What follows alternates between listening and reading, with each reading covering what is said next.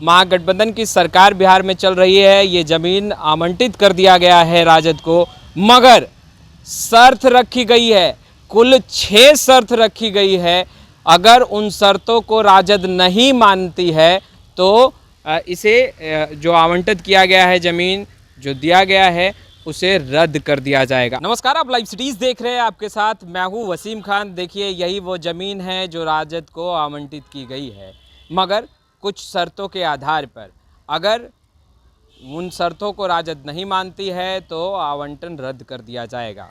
हम सबसे पहले, हमारे हाथों में आप देखिए कुछ कागजात हैं, और ये कौन से कागजात हैं इस पर बताएंगे ही, मगर सबसे पहला पन्ना जो आप देख रहे हैं, राष्ट्रीय जनता दल की तरफ से यानी कि जगदानंद सिंह की तरफ से एक पत्र लिखा गया था। ये पत्र 13/3/2021 को लिखा गया था, यानी कि 2 साल पहले ये पत्र जो है वो लिखा गया था जगदानंद सिंह की तरफ से। मुख्यमंत्री नीतीश कुमार के साथ साथ कई वरीय अधिकारियों को भी ये पत्र लिखा गया था, जैसे भवन निर्माण मंत्री को ये पत्र लिखा गया था, मुख्य सचिव बिहार सरकार को ये पत्र लिखा गया था, और जगदानंद सिंह ने मांग की थी कि राजद कार्यालय छोटा पड़ रहा है।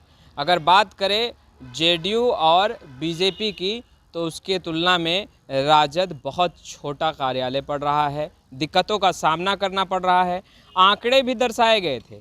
देखिए, जगदानंद सिंह ने जो पत्र लिखा था उसमें बाखूबी उन्होंने तमाम आंकड़ों को दर्शाया था। उन्होंने लिखा था कि जेडीयू 66,000 वर्ग फीट बड़ा है, भारतीय जनता पार्टी यानी बीजेपी 52,000 वर्ग फीट है, राष्ट्रीय जनता दल 19,842 वर्ग फीट है। तो ऐसे में अगर बात करें, अगर तुलना करें, तो जेडीयू और बीजेपी से राजद बहुत छोटा है, और इसको लेकर के जगदानंद सिंह ने मुख्यमंत्री नीतीश कुमार को पत्र लिख डाला था। मगर मुख्यमंत्री नीतीश कुमार ने और भवन निर्माण विभाग ने इसका जवाब भी दे दिया था जगदानंद सिंह को और राजद को। उन्होंने कहा था कि यह ज़मीन जो है वो बिहार सरकार के अधीन नहीं आती है। खैर, मगर अब महागठबंधन की सरकार बिहार में चल रही है, ये ज़मीन आवंटित कर दिया गया है राजद को, मगर शर्त रखी गई है, कुल 6 शर्त रखी गई है। अगर उन शर्तों को राजद नहीं मानती है तो इसे जो आवंटित किया गया है, ज़मीन जो दिया गया है, उसे रद्द कर दिया जाएगा। अब हम आपको बताएंगे कि कुल 6 शर्त जो रखी गई है। देखिए, ये जो पत्र है ये राजद कार्यालय को भी भेजा गया है, जगदानंद सिंह को भी भेजा गया है।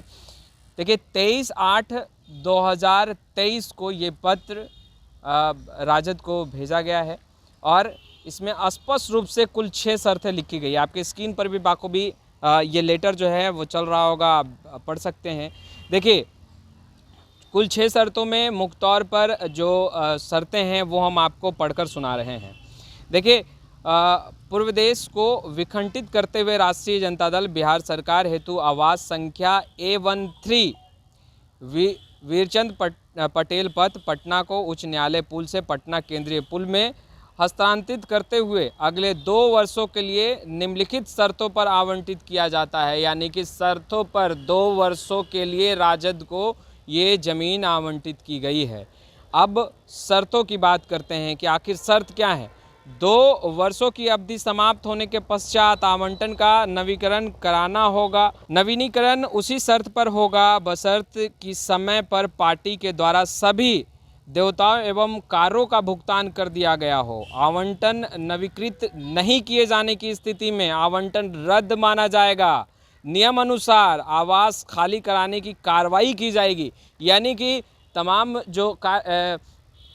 जो भी रेंट है, अगर वो क्लियर नहीं होता है समय पर, तो इसे खाली कराने की भी प्रक्रिया 2 साल के बाद शुरू कर दी जाएगी। देखिए, अगर सबसे मुख्य शर्त हम माने तो स्पष्ट रूप से इसमें लिखा गया है कि राजनीतिक पार्टियों द्वारा कार्यालय हेतु आवासीय भवन के प्रभार ग्रहण की तिथि से मानक किराया का 10 गुना किराया देय होगा। विद्युत एवं जलकार आदि का भुगतान पार्टी द्वारा ही किया जाएगा। यानी कि जो भी सुविधाओं का लाभ राष्ट्रीय जनता दल यहाँ पर निर्माण करने के बाद लेगी, उसका भुगतान राष्ट्रीय जनता दल ही करेगी। इसके स्पष्ट रूप से शर्तों में भी लिख दिया गया, अगर भुगतान नहीं करती है तो फिर कहीं ना कहीं परेशानियों का सामना जो है वो करना पड़ेगा। और स्पष्ट रूप से तमाम शर्तों को लिखा गया है, यानी कि सरकार में रहते हुए भी सामने शर्तें निकल के राजद के सामने आ चुकी है। अब राजद को तो यह ज़मीन आवंटित कर दिया गया है। लेटर हमने आपको दिखाया किस तरीके से तमाम जो बातें हैं वो स्पष्ट रूप से निकलकर सामने आई है। सबसे पहले 15/3/2021 को जगदानंद सिंह ने पत्र लिखा था।